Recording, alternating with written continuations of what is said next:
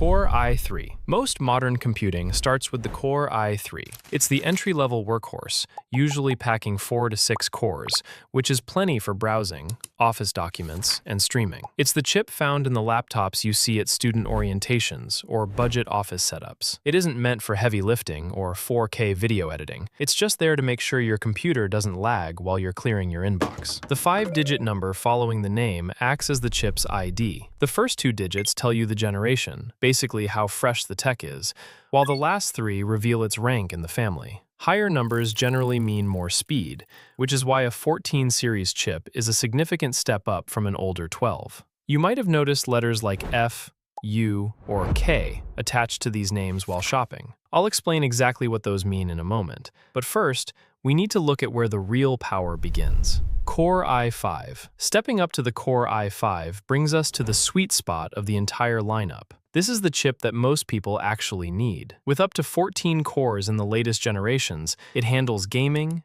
mid-range video editing, and heavy multitasking without breaking a sweat. It's the go-to choice because it hits that rare balance where every dollar spent actually translates into performance you'll notice. For the vast majority of users, anything beyond this is often more power than they'll ever realistically use. If you're building a gaming PC or a reliable home workstation in 2026, this is usually the smartest place to put your money.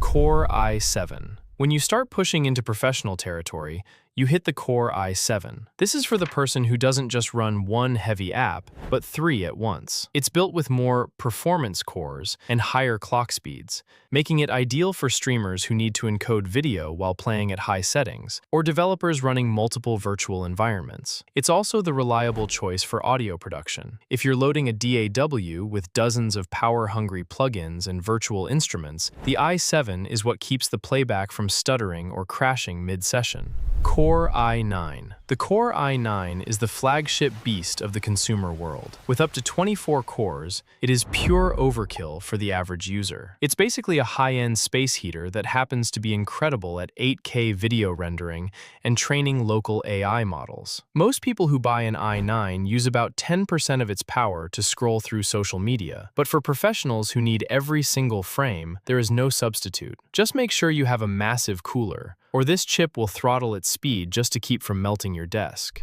Core Ultra. In 2026, Intel has moved its most advanced tech into the Core Ultra series. This is the new premium standard, replacing the old naming convention in high-end laptops and the latest desktops like the Ultra 200S. The big shift here is the built-in NPU, or Neural Processing Unit. Think of this as a specialized brain dedicated entirely to AI. It handles things like blurring your background in video calls or running AI filters in Photoshop, so the main CPU can stay cool and focused on the actual work. It's the most efficient and intelligent chip Intel makes right now.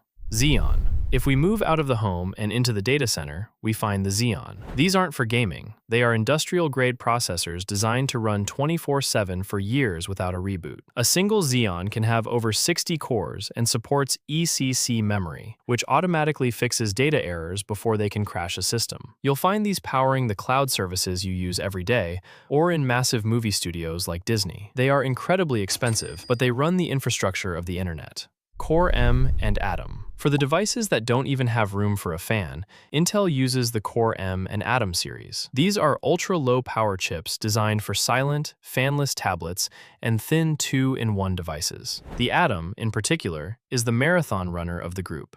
It's not fast, but it's efficient enough to power digital signs at airports or the smart checkout machines at your grocery store. They stay in the background, consuming almost no electricity while keeping basic systems alive. Legacy chips. Pentium and Celeron. You may still see names like Pentium or Celeron in the refurbished aisle or on very old hardware. These were once the budget kings, but Intel has largely retired these brands in favor of the Intel processor label. Digging deeper, you'll find relics like the Core 2 Duo or Quad. These predate the i-series and were revolutionary once, but today, they're digital fossils that struggle just to load a modern browser. They served their purpose for decades, providing the bare minimum for web browsing, but in 2026, they have been phased out to simplify the lineup for modern software. To really understand what you're buying, you have to look at the letter at the end of the model number. A K means the chip is unlocked, allowing enthusiasts to overclock it for extra speed. An F means there are no integrated graphics, so you must have a separate graphics card. In laptops, U stands for ultra-low power to save battery, while HX represents the muscle chips that perform almost like a desktop. So, if you see an Intel Core i9 14900KF, you're looking at a 14th gen flagship that's unlocked for overclocking, but requires a dedicated GPU to show anything on your monitor. For those who don't want to dig into all these numbers, I've put together a list of desktop CPUs that leading benchmarks rank as the best for price to performance. Drop some likes and comments if this video was helpful. Subscribe for more simple guides like this one.